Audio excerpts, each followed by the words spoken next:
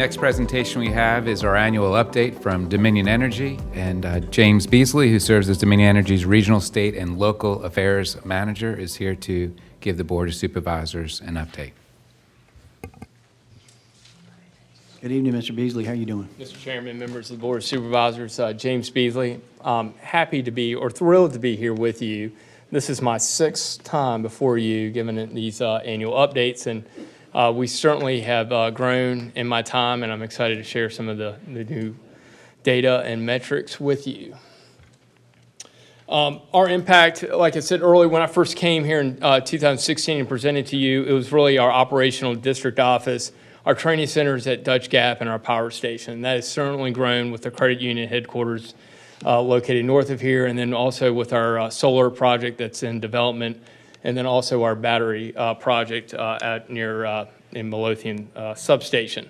The big item I wanted to share with you is our customers. So from the last time, and I think it was roughly around the same time last year, I gave this update. Y'all have grown almost 2,700 customers since the last time I was here. So I imagine you'll probably be north of 3,000 customers at the end of this year. Y'all are leading the pack where it relates to jurisdictional customers in the Richmond region. So I thought that was a pretty neat data, and I met probably some of your new customers or new citizens on 288 coming down here from Henrico. So running a little late. So wanted to share with you, and this has been in the news quite a bit, about fuel costs. And it's important to note fuel costs are our pass-through costs. We make zero profit on that. It's what we're buying on the market and passing along to our customers. That said, it's generated quite a bit of news over the summer and then over last week with the State Corporation Commission ultimately approving what we set forth for mitigation plans and going forward with fuel costs. But this slide shows you really with a very basic just view of three pillars that really go into your or goes into a constituent's or customer's power bill. So you have your base rates of operational and then any additional aspects that are for additional investments or additional activities such as transmission riders. Our coal ash cleanup rider is a part of that, which we're doing at Dutch Gap, and our fuel factor. So those three kind of pillars funnel into your customer bill, which represents roughly about $136.96.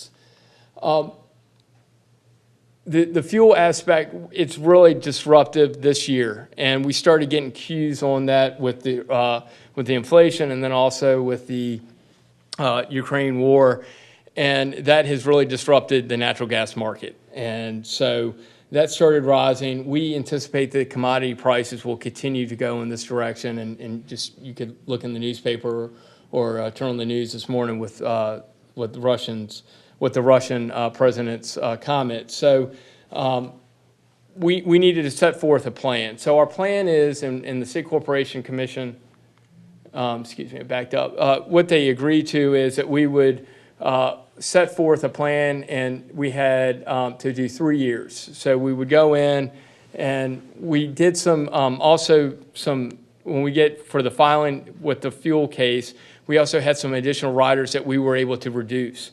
So ultimately, roughly about $8 and almost near $9 of fuel costs coming into this fuel cycle.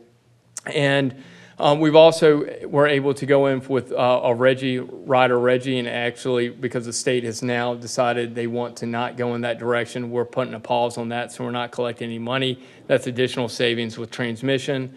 And so what we're looking at is having that $8 and some change go into the customer's bill. We'll have another look in the springtime, and hopefully, knock on wood, the commodities start going down, and then we'll be able to submit another plan of action going into next year in 2023. We are doing something about it as well with fuel costs, where it represents on building generation that does not have fuel associated with it that we have to go on the market. Solar, offshore wind, those are types of generations that we're looking to do. Battery on some where you can pull it off the off the grid at low times that you're not having to pay, or it's demand that's not being utilized. And we're looking at that type of generation to help insulate our customers. We're also making sure that we have a diverse fuel mix. The diverse fuel mix helps us out where there are commodity issues. We're able to navigate those, and those are a benefit to the customers. If you hear from your constituents about their power bill, please have them call our 866 DOM Help. And what I would ask you to do is have them talk to our energy analysts and work out if there's billing assistance that they need.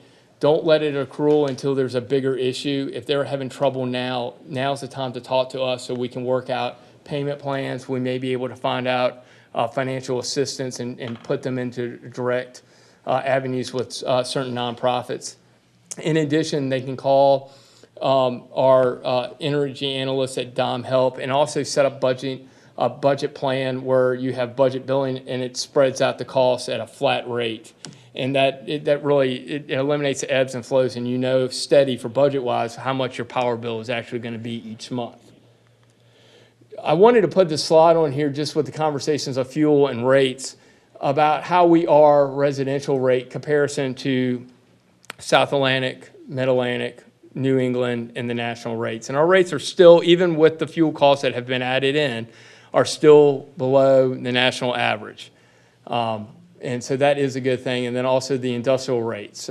We are still below the national average, and we're still below the southern or South Atlantic average of North Carolina, South Carolina, and that puts us in a competitive advantage point. What we don't want to do as a company is have those rates go up.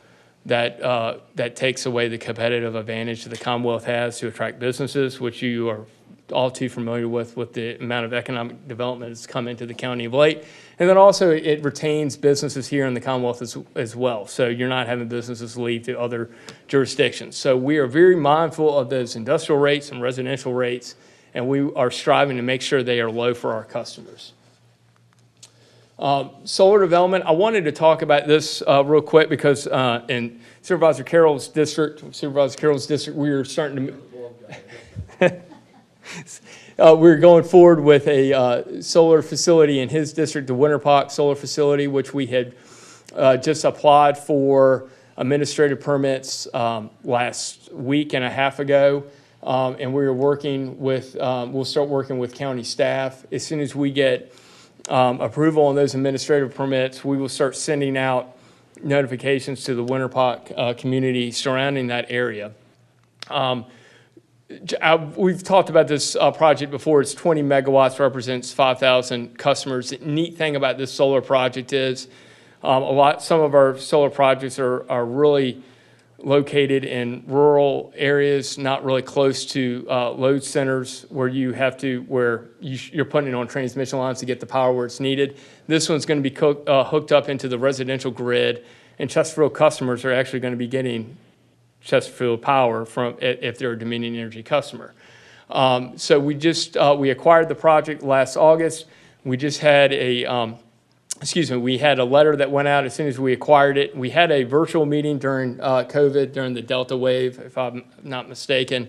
And you really couldn't get all the questions answered, and it was very difficult with virtual. So we promised the residents we would have another in-person meeting, and which we have accomplished over the summer. It also gave us time in the development stage of this project to really condense the project. So in a lot of cases, residents, especially on Epps Fall Road, will not see the project. They will have natural buffers at their property line and additional buffers on our property, and then ultimately past those buffers, you have a solar project. So the neighbors seem very pleased about this. We do have some additional communication when we go forth with construction, and we will do additional engagement and work with any additional neighbors that may have any questions. But I believe we've answered all of them. Dry Bridge battery storage that is going as planned. We hope to have that operational by December of this year, and so that will be a 20 megawatt battery storage facility. We just announced, cut the ribbon on a 12 megawatt facility in neighboring Powhatan. So this will be the largest battery project in the region when it's up and operational. And it's again, another asset that will be located where customers will, not too far where customers are located, and will benefit your county. I would be remiss if I didn't talk about storms and outages associated with storms. We've kind of lucked out this summer. Our thunderstorm season was really lackluster. That said, we're monitoring the tropics. We think if things or forecast holds up, we are looking at one storm that it's tracking more toward the southern Caribbean area, and it looks like it's shifting to the Gulf to the Gulf area, to the east side of the Gulf, which could impact the Panhandle, which would go up through. Sometimes those tracks will go historically up through the eastern coast area, or will cross, bisect Florida, and then reform and then hit North Carolina. So there's a couple of scenarios out there. We're looking. Our meteorologist was on the phone this morning talking to some folks, and thinks maybe it's towards the beginning of October 1st timeframe. So you will start seeing me send more communications out as that comes closer, and if that does start getting firmed up about how we're getting prepared and how we're ready for the storm. But we are watching it right now, and we're not even in October. We're about 2 weeks away, and we're still monitoring this, and it's on our radar. Just talks about our restoration and recovery efforts. We go with the largest amount of customers and work our way down. We are also at the same time working with your emergency operations center, making sure we're getting into the core functions of your emergency services and hospitals, nursing homes back online as quickly as we can. Just wanted to mention about the grid and how we're going forward with smart meters. That's a component as well with our strategic underground project, and that's the next slide. But our smart meter program is being implemented.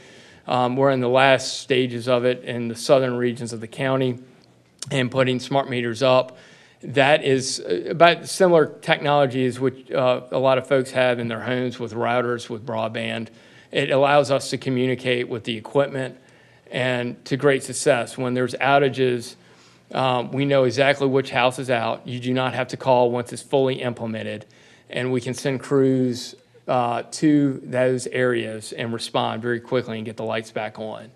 And eventually we'll get to a point too, we'll probably start opening up the program back up, but you'll have pricing on demand too, where you can we'll communicate with you and say you may want to run this type of equipment, washing machine, dishwasher, because we'll give you a cent off your kilowatt hour because the demand is very, very low. Strategic Underground Project, I think I came here last year and we were still in the single digits, and we accomplished 20 miles of underground power lines. These are existing neighborhoods that have infrastructure above ground, and they're constantly we're constantly going to be worked on with storm outages or tree impacts. They have big canopies in some of these neighborhoods, and this allows us to put the lines underground and allows us to get power on quicker. And so we're still working through this year, and I think that number will definitely go up, and we will not have greater than half a mile. Just wanted to conclude with Dutch Gap activities.